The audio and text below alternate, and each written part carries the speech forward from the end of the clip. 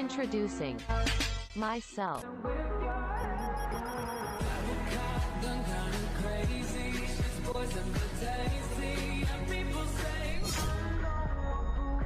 Warahmatullahi wabarakatuh.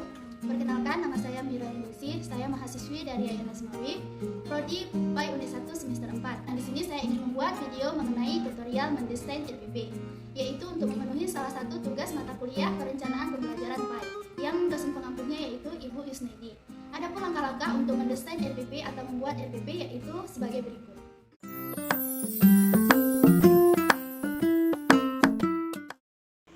Assalamualaikum warahmatullahi wabarakatuh. Nah, di sini saya akan menjelaskan mengenai langkah-langkah pembuatan RPP. Nah, untuk teman-teman semuanya, sekarang kita harus membuat untuk menentukan pembuatan RPP ini, kita harus menentukan langkah yang pertama, yaitu kita harus mengenal sekolah mana yang mau kita ambil untuk bahan yang kita jadikan acuan. Nah, teman-teman sekalian, yang pertama sekali kita harus mengetahui bahwa adanya materi pokok. Seperti di sini saya mengambil materi pokoknya yaitu beriman kepada hari akhir dari sekolah SMA 1 Muhammadiyah Yogyakarta. Nah, selanjutnya langkah yang kedua kita menentukan alokasi waktu. Dalam penentuan alokasi waktu ini untuk teman-teman semuanya, kita harus melihat di kalender akademik. Nah, setelah di kalender akademik itu adanya kita menghitung program semester. Dari program semester tersebut kita sudah mengetahui bahwa alokasi waktu tersebut.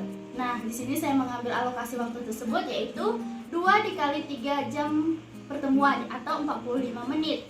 Karena di sini saya mengambil level SMA. Untuk level SMP yaitu 30 menit dan level SD yaitu 25 menit.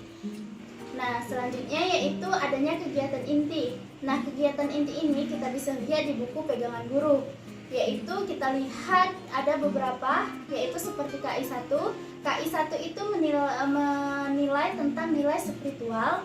KI 2 nilai sosial, KI 3 pengetahuan, KI 4 yaitu penyajian atau pengayaan. Selanjutnya yaitu tentang KD. KD ini yaitu kompetisi dasar. Nah, kompetisi dasar ini biasanya telah kita temukan di buku pegangan guru, yaitu tentuannya sudah ditentukan baik KI 1 sudah diaplikasikan, KI 2 juga sudah diaplikasikan, serta KI 3 dan KI 4. Baik, untuk selangkah selanjutnya untuk teman-teman sekalian, yaitu indikator capaian pembelajaran. Nah, dalam indikator capaian pembelajaran ini, yaitu kita lihat di KKU, maksudnya yaitu kita sesuaikan dari KD-nya. Dari KD-nya yaitu bagian kognitifnya, yaitu biasanya KI 3 di bagian kognitif itu, atau pengetahuan itu kita kembangkan lagi dengan menggunakan KKU. Biasanya untuk kita sebagai seorang guru, kita ini harus melihat mana yang mau kita masukin, contohnya seperti kelas mana yang mau kita masuk atau kelas mana yang mau kita ajar. Seperti ada kelas unggul. Nah, kalau kelas unggul ini biasanya menggunakan C1 sampai C6. Nah, kalau untuk kelas yang biasa-biasa aja, biasanya itu C1 sampai C4.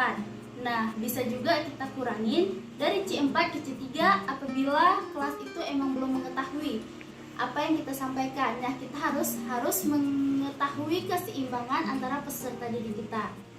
Nah, dengan itu kita balikan lagi untuk C4 karena untuk menyesuaikan antara kelas yang biasa dengan kelas yang unggul agar setara. Nah, selanjutnya yaitu mungkin dengan cara menentukan C1 sampai C4 itu mempermudah untuk para siswa. Nah, selanjutnya untuk tujuan pembelajaran. Tujuan pembelajaran ini bisa kita lihat dari panduan buku pegangan guru, namun kita sesuaikan dengan kompetisi dasar dan indikator capaian pembelajaran. Nah, dari kedua fase itu kita harus sesuaikan dan setarakan untuk membuat tujuan pembelajaran. Tujuan pembelajaran ini yaitu salah satunya itu agar siswa itu mampu seperti memahami. Di sini saya mengambil babnya itu memahami hari akhir. Nah, berarti di sini siswa diharapkan mampu untuk memahami makna hari akhir. Siswa diharapkan mampu untuk memahami tanda-tanda hari kiamat. Dan siswa diharapkan mampu untuk memahami dalil akli dan nakli mengenai hari kiamat, serta mengaplikasikan hubungan tanggung jawab, kerja keras, dan bersikap adil ke dalam implikasi hari kiamat. Baik, untuk materi selanjutnya yaitu merangkai tentang materi pembelajaran. Dalam RPP pastinya kita membuat materi pembelajaran. Nah, adapun poin-poin dari materi pembelajaran itu yaitu sesuai dengan apa yang kita ambil dari materi pokoknya, seperti pengertian hari kiamat. Yang kedua, sikap jujur, adil, dan bertanggung jawab diaplikasikan kepada hari kiamat. Yang ketiga, yaitu dalil tentang hari kiamat, tanda-tanda hari kiamat, serta hubungan hari kiamat, dan lain sebagainya. Nah, inilah salah satu untuk membuat rangkaian materi pembelajaran yang harus kita capai bagi seorang guru. Nah, teman-teman, selanjutnya dalam membuat RPP ini kita juga harus mengetahui metode serta strategi apa yang harus kita buat. Nah, di sini metode yang saya ambil yaitu metode ceramah, bertanya jawab, diskusi, demonstrasi, dan lainnya.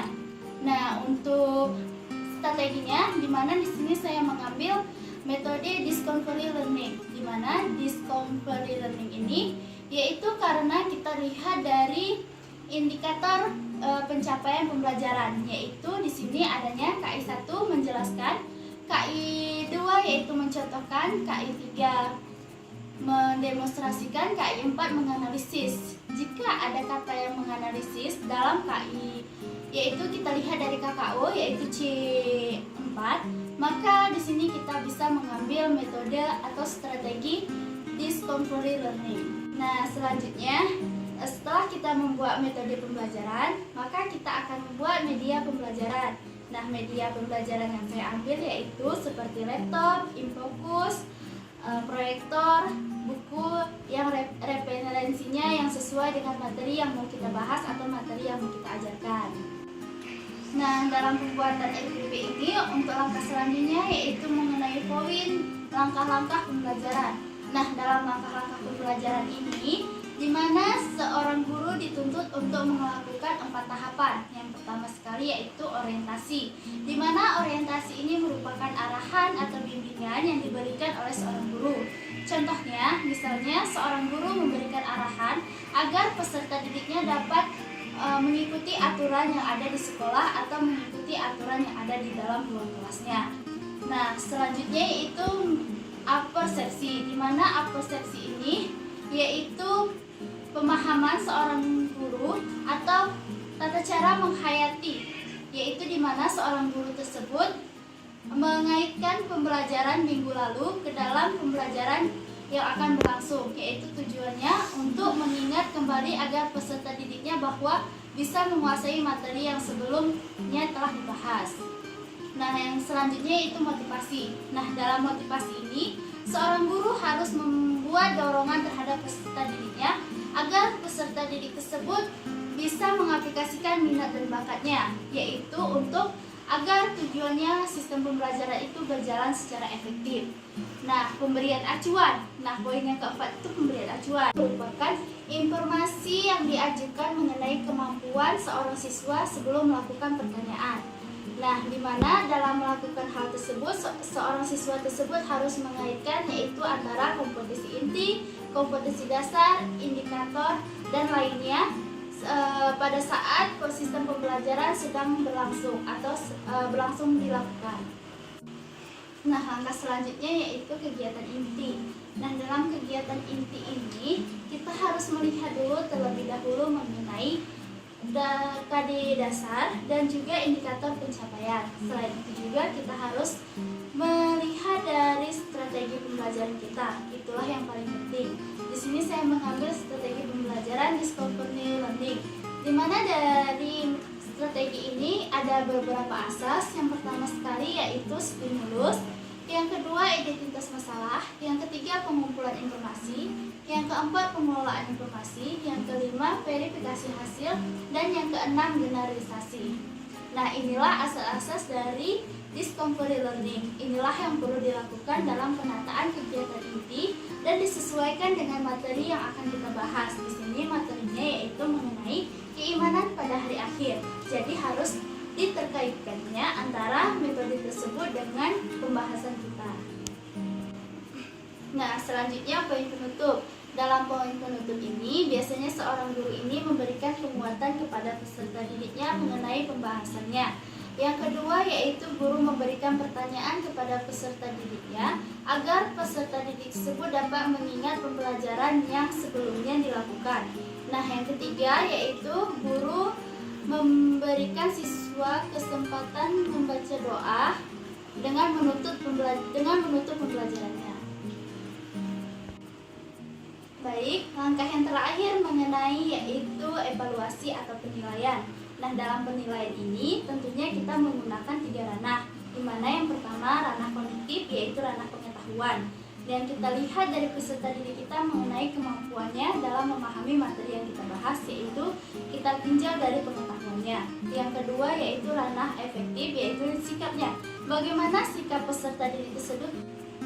Sekian penjelasan dari saya mengenai tutorial mendesain RPP. Saya Mira Yulianingsih. Wassalamualaikum warahmatullahi wabarakatuh.